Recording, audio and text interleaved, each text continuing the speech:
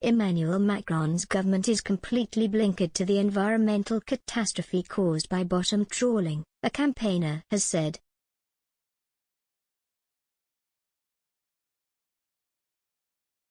The UK conceded 23 more fishing licenses to France on Friday, but the practice of dragging weighted nets across the seabed has been criticised by activists and experts alike as evidence of how not to preserve marine habitats or cut carbon emissions.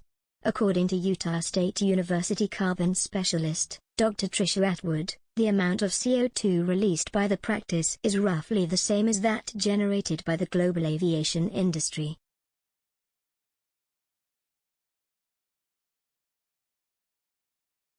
A total of 1.3% of the seafloor is trawled annually, releasing 1.5 gigatons of CO2 into the atmosphere, a paper co-authored by Dr. Atwood published in Nature points out.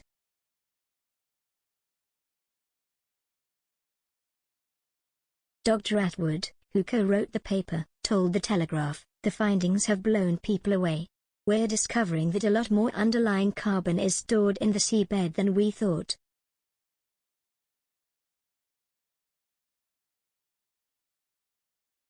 China, Italy, Russia and Denmark are among the worst offenders, though boats fishing in UK waters under the EU Common Fisheries Policy until this year meant Britain was fourth in the world.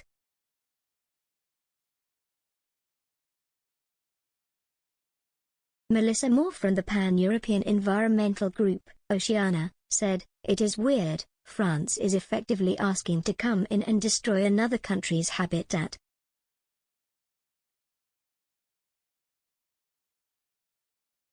Barry Dees, chief executive of the National Federation of Fishermen's Organizations, NFFO, the trade organization representing British fishermen in relation to European fishing regulations, was infuriated by France's conduct in the licensing row.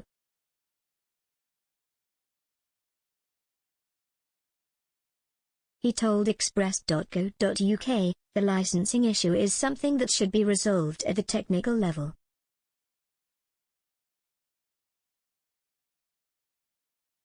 That it was escalated by highly belligerent language from France owes much to French domestic politics, and that the French seem to have convinced themselves that the TCA, Trade and Cooperation Agreement, represents the status quo, when it does not.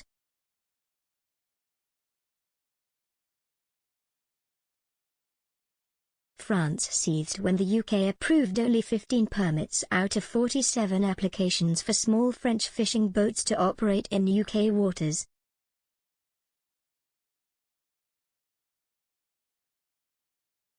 Jersey issued 66 full licenses and 31 temporary permits, but refused 73 applications.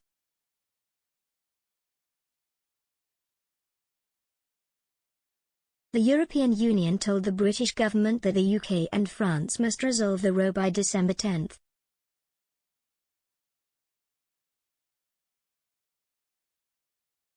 France's Europe Minister Clement Beaune warned, "If dialogue doesn't bear fruit with the United Kingdom, we will defend our interests."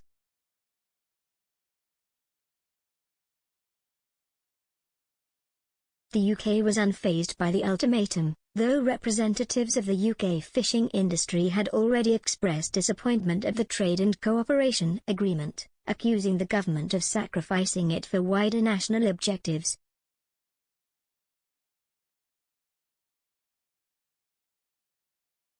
Now France and EU politicians have indicated that they are satisfied by further concessions made by the UK on Friday.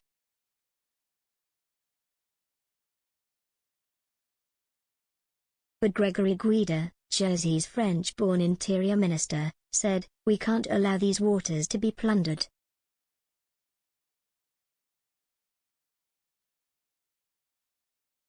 This is very dangerous for conservation and is a violation of the UN Convention on the Law of the Seas.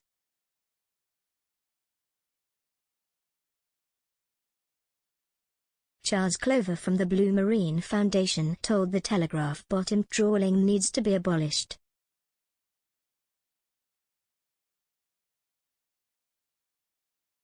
He said, "We would have a lot more fishing communities if it weren't for these dinosaurs grinding through the seas."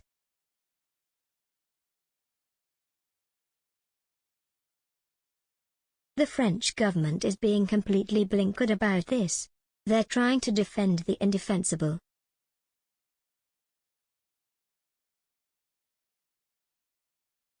Since Britain regained control of its environmental lawmaking, it has banned bottom trawling on Dogger Bank, even though countries including Denmark oppose such moves and France pushes for more licenses to plunder UK waters.